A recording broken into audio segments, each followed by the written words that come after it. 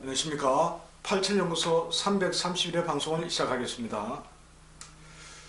자, 오늘은 저염식 식단이 건강을 지켜주기는커녕 오히려 부작용 위험만 높인다는 주제로 이야기를 한번 진행해 볼까 합니다. 자, 방송을 들으신 여러분도 혹시 저염식을 하려고 노력하고 계시는지요? 건강을 위해서는 가급적이면 저염식을 해야 한다고 정말 믿고 계시는지요? 죄송하지만 그런 생각이 얼마나 잘못되는지 오늘 한번 알아보기로 하겠습니다. 수많은 학자들이 방송에 출연해 저염식단으로 바꾸어야 한다고 주장합니다. 그 이유는 한국인들의 이 소금 섭취량이 지나치게 높아 성인병이 발병할 위험이 매우 크다는 것이죠.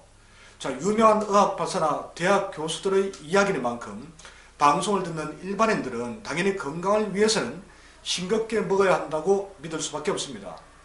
그래서 가정에서 저염식단을 실천하는 분들이 매우 많은 것으로 알고 있습니다. 자, 하지만 학자들의 이런 저염식을 해야 한다는 주장은 엄청난 착각일 뿐입니다. 왜냐하면 연구 대상에 대한 표본이 잘못되었을 뿐만 아니라 우리나라 상황과는 맞지 않기 때문입니다.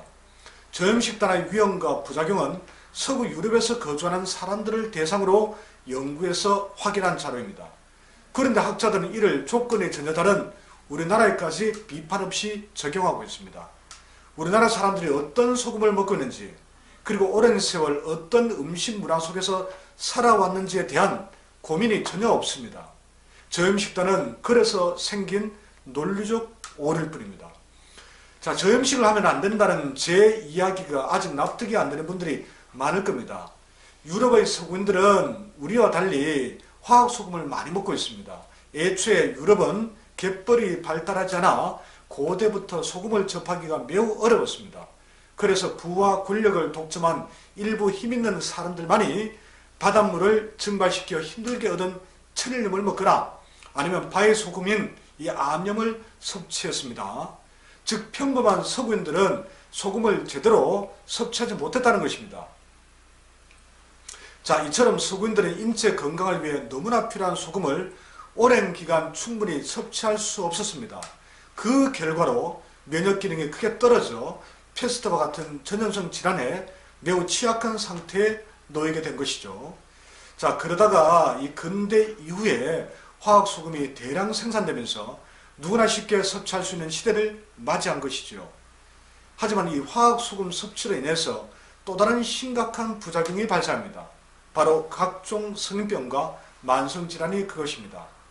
미네랄이 없는 이 화학소금 정제염을 섭취했을 때 나타날 수 있는 부작용 중에서 가장 대표적인 것 중에 하나가 혈압 상승입니다.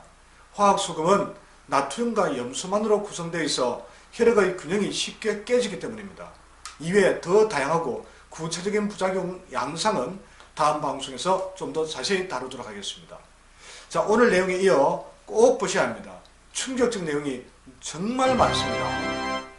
하여튼 화학소금의 해악이 크다면 당연히 저염식단, 저염식 반찬 위주로 먹어야겠죠. 하지만 우리는 대부분 국민이 서구인들과 달리 미네랄이 풍부한 천일염을 섭취하고 있습니다.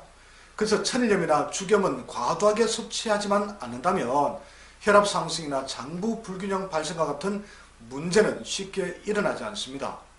게다가 우리 민족은 오랜 세월 간장, 된장, 고추장과 같은 장문화, 그리고 젓갈류와 온갖 종류의 김치를 주된 음식으로 섭취해왔습니다. 그래서 우리 민족은 오랜 세월 짠맛에 익숙해져 유전인자가 짠맛에 적응될 수 있도록 변화되었다는 주장도 있습니다. 한마디로 동일한 소금 섭취 조건에서도 서구인과 한국인의 해로움 정도는 같지 않다는 이야기입니다. 그런데도 우리나라 학자와 의사들은 소금에 관한 서구 연구 자료를 맹목적으로 추정하고 있습니다.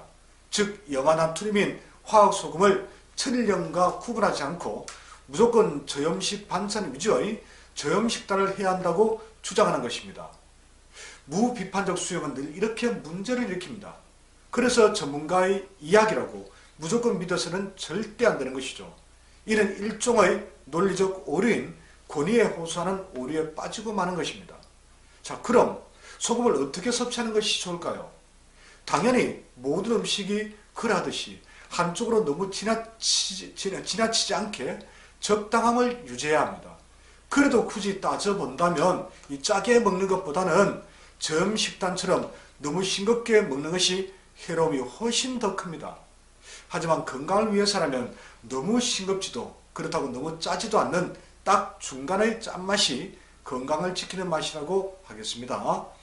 자, 지금까지 저염식 반찬 위주의 저염식단이 오히려 부작용 위험을 초래한다는 주제로 말씀드렸습니다. 다음 방송에서는 저염식단이 얼마나 심각한 부작용을 일으키는지에 대해서 구체적으로 한번 알아보겠습니다. 오늘 방송 내용이 도움되셨다면 구독과 좋아요도 함께 부탁드립니다. 고맙습니다.